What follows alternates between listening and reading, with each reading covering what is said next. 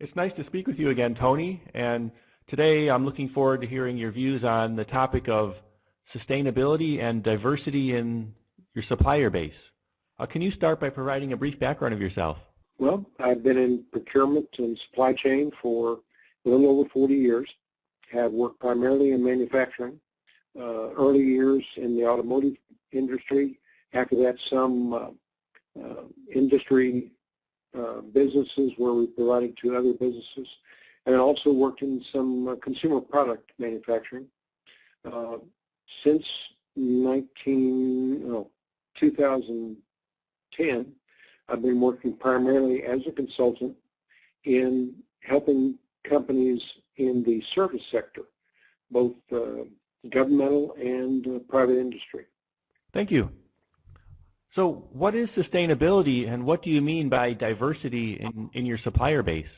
Well, sustainability has been kind of described as if you think of it in terms of a raw material, if you're buying 10 logs a month, is the renewal of the supply going to supply 10 a month from now on, or are you consuming them faster than they can grow?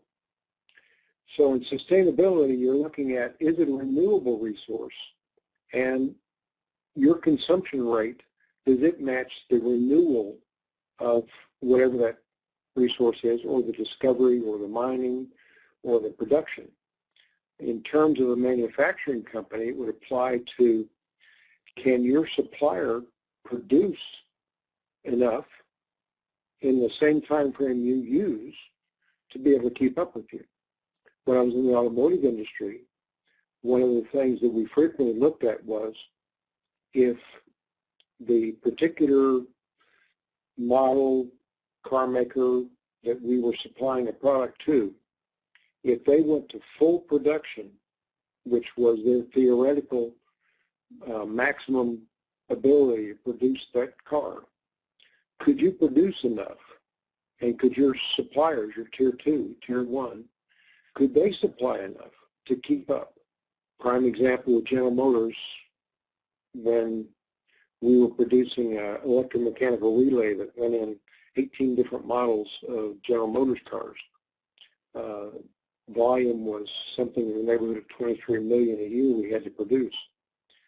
Their projected maximum consumption was close to 37 million. So when we built the production line and we checked out the suppliers who supplied raw materials and components, they had to be able to produce at a rate continuously to be able to support a 37,000 line, even though we didn't actually have that kind of order. In the industry today, there are a number of companies, Walmart's a good one to use as an example, who demand sustainability, that you're not using up a scarce resource, that your plan to supply a product does not use up some scarce resource that is not renewable and sustainable. So that's sustainable. Now in diversity, what I'm talking about is when you're looking at your supplier base, is your supplier base, if you were to characterize it, would it be primarily large manufacturers, corporations, some classification of that nature, or is your supply base made up of a variety including minority-owned, disadvantaged-owned, women-owned, other categories which the government describes as diversity suppliers? So are you looking to grow small businesses, or are you only going with big businesses? That's kind of a litmus test for a diversity supply base.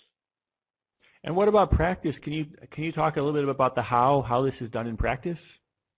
Many companies, because they have either federal contracts or a large corporation is buying from them and demands it, are required to track their diversity of their suppliers.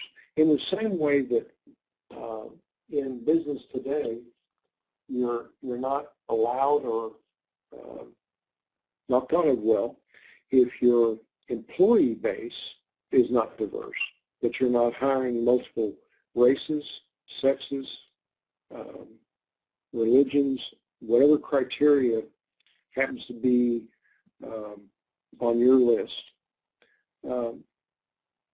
Are your suppliers the same way?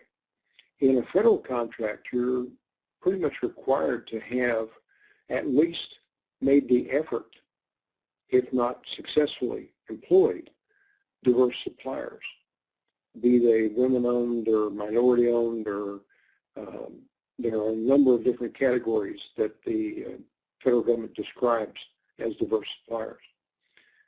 But you track it based on your supplier registration, if you will.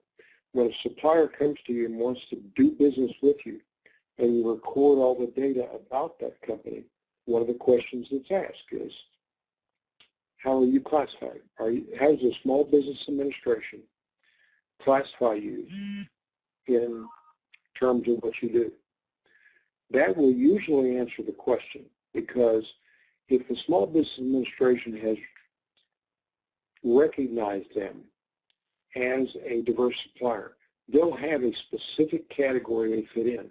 You put that into your registry, and at the end of the day, you can look back and say, I'm doing business today with whatever it is. If you have 100 suppliers, you have 7, 10, whatever the number is, of diverse suppliers that you're developing. And one of the things to me that ties diversity and sustainability together, if you're in procurement, one of the things you always look for is competition. If you want to maintain a competitive environment out there in the workplace, one of the things we have to do is develop new suppliers, bring new people into especially in the category that might have very few people available. So you look for a diverse supplier who has the beginnings of a capability, but you give them a little business, help develop them up so that they can compete and get into the mix, and you end up with a diverse supply base that gives you an opportunity to develop what turns out to be a lot of times a very loyal and usually very capable small business that really values your business more than, if you're dealing with ThyssenKrupp and you're buying some raw materials from ThyssenKrupp, they're a huge corporation. And if you're not a really big supplier, consumer, you're maybe 1% of their business. So you're not going to get a lot of attention. You develop a small diversity supplier, someone who is a small business, and you give him the same amount of business, you could easily be 50% of his company, in which case he's going to give you a lot of attention. And a lot of times what makes or breaks a procurement supply chain is the loyalty and the commitment on the part of the Tier 2 suppliers to service you. And customer service becomes a very critical issue. So by looking at the diversity actions available, you actually enhance your ability to improve your supply chain, and in doing so, maintain it and maintain the sustainability of the competitive environment. Thank you. And then can you talk about where you've seen some good results? Well, let's see. There was a particular supplier that I dealt with during a contract working with a federal government contractor, where they were originally a fairly small, disabled veteran-owned business, but they had a lot of commitment, and they really wanted to serve. Because of their unique abilities, they were able to provide us a competitive service against a large corporation, not lower, but competitive. They were in the same range. And they grew to the point that they are now right on the edge of kind of passing out of the small business category. But during that time, excellent service. We were able to work with them to help them understand the ins and outs of government contracting. And by doing so, we gained a very, very loyal supplier who went that extra mile to make sure that our services were performed very, very well.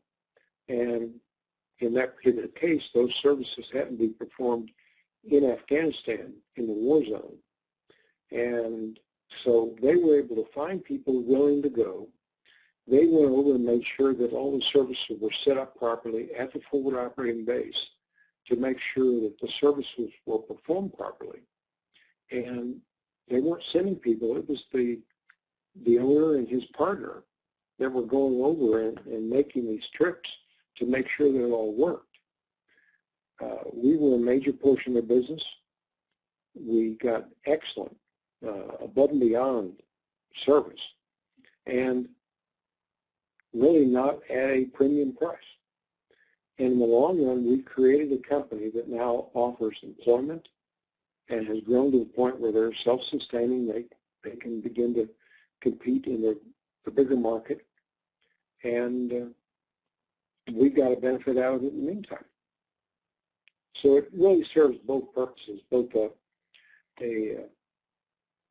I guess a bigger picture purpose of helping develop a small business, but also serves your company. In fact, you got a very good supplier who really performed that extra mile service, which is what we all want in a supply chain.